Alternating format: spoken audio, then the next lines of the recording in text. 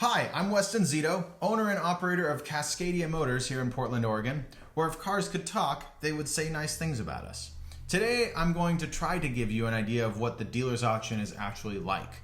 Let's dive right in. Here in Portland, there are three major auction houses for auto dealers. Manheim in North Portland, Odessa and East Portland are both part of larger conglomerates who operate auctions all across the country.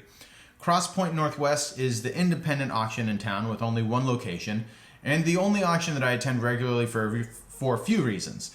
One is they pretty much always have a better selection of vehicles, and two, they are only 15 minutes from my store. So that's the one I'll be talking about today. At Cross Point, they typically run around 800 cars within about 4 hours. Starting at 9:30 a.m., 8 cars are being auctioned off simultaneously at any given moment. There are 8 lanes. Each lane is designated by a letter and will have around 80 to 120 cars, each designated with a run number. One car will pull in from each lane to its corresponding auction block, and then 8 individual auctions will happen simultaneously to some degree. What happens if there are 2 cars you want to buy at the same time? That's actually not very common, but you can usually ask a dealer friend to bid on one for you, or just decide which one you like better, or if they're running in adjacent lanes, be a crazy person and bid on both at once. Bidding.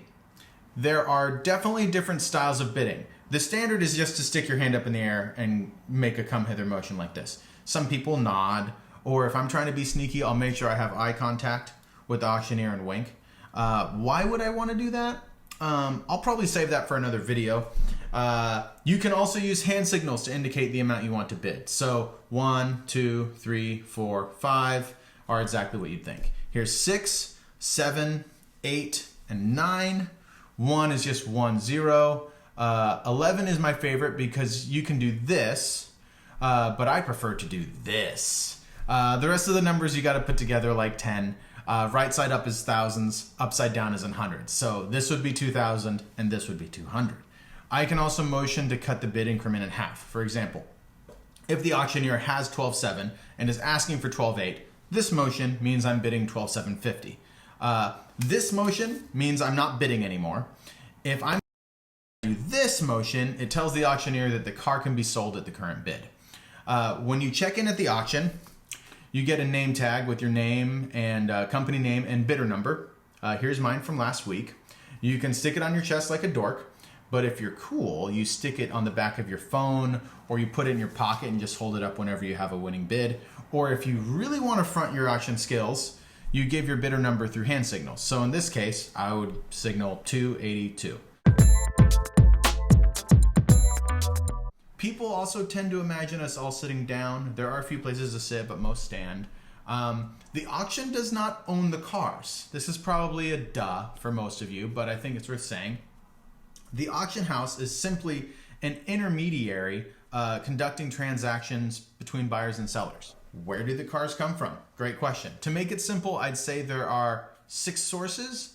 Number 1, I'd say a good majority of the cars, especially at Crosspoint, are trade-ins from new car stores. So these are cars that they sell for a multitude of reasons.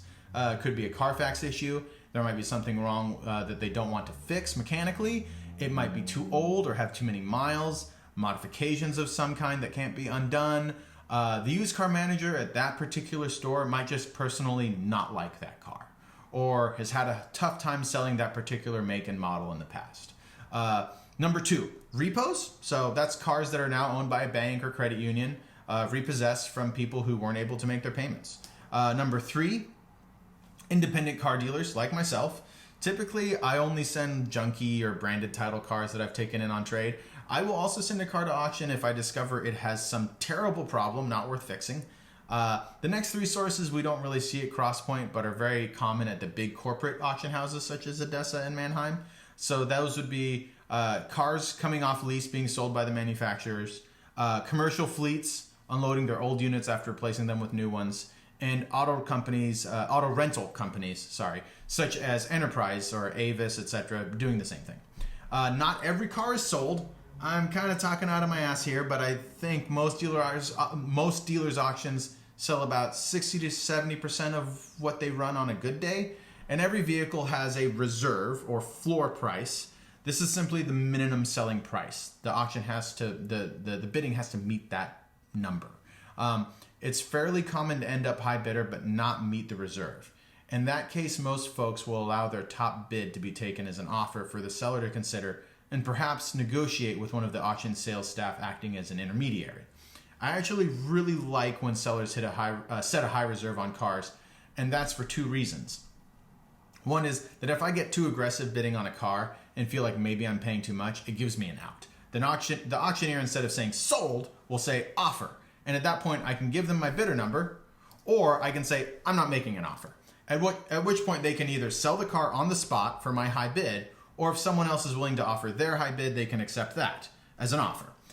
Second reason is that there's a high likelihood that we're close to a deal. One of the sales reps will call me after the auction and say, hey, it takes another $1,000 to own this thing. If I feel like that's reasonable, it gives me an opportunity to slow down the entire process. I'll say, that sounds all right, but I need to take a second look at the car first.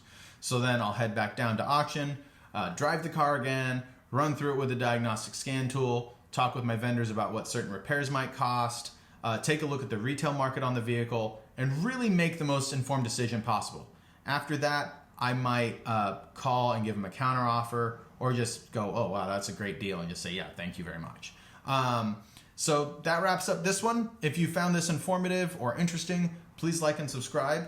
There's a lot more to talk about here, and I intend to keep these videos coming, giving folks an inside view of what it's really like to be an independent car dealer. Thank you for watching. Cheers.